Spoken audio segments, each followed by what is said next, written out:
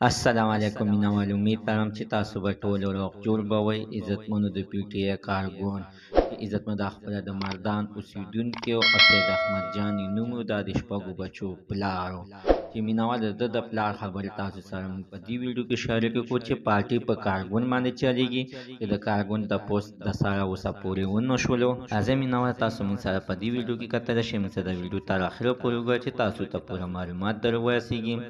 د دې معلومات نه مخکې زه تاسو ته د یادګینه وکړم تاسو کو چیرې زموږ په دې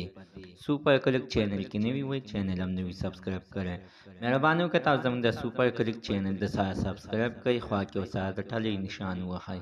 چې هر یوه نوي معلوماتي ویډیو تاسو ته په اسانۍ باندې در ورسیږي عزتمنو د خیبر پښتونخوا د پی ټی آی کارګون چې د مردان اوسیدونکي سید احمد جان نوم د عزتمن په خپله به د کبار کار کولو په دغه ورځ عزتمن په لاګ مارچ کې د ځان شریک کړو چې د اټک د پل نه لاندې وغورځېدلو او دا عزتمن پکې شهید شولو خو مینوال اوس د کورنۍ دا خبرې مخې ته راځي چې د ده تپوس تر اوسه پورې چا ونه کړو خو مینوال ډېر د رپورټونو وینا باندې همدغه ویل کېږي چې عمران خان هم د دوی دپاره غټ اعلان کړی دی باید چې دوی سره د مدد وکړل شي او مینوال هغه په خپله باندې هم ویل دی چې زه به ځم د دوی کورنۍ سره به میلاویږم د پلار سره به ملاقات کوم د بچو سره به ملاقات کوم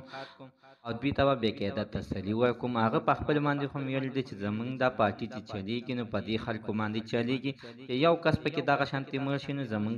پارټي کمزوره کیږي مینوال موږ په خپله باندې د یوې پارټۍ سره تعلق نه ساتو نه د چا خلاف یو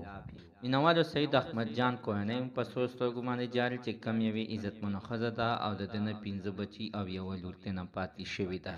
الله تعالی دې عزتمن د لنګاغه جان ښه کې شهید و شهادت مرګ ورته خدای پاک نصیب کو مینوال زموږ د دې ویډیو مقصد دا ده چې د داسې خطرناک ځایونو مکمل ځانونه وساتئ زموږ د عزتمن څنډه ورځې معلومات د دې پورې د نوي معلومات دپاره د سره زموږ د سوپر کلیک چینل د سره سبسکرایب کړئ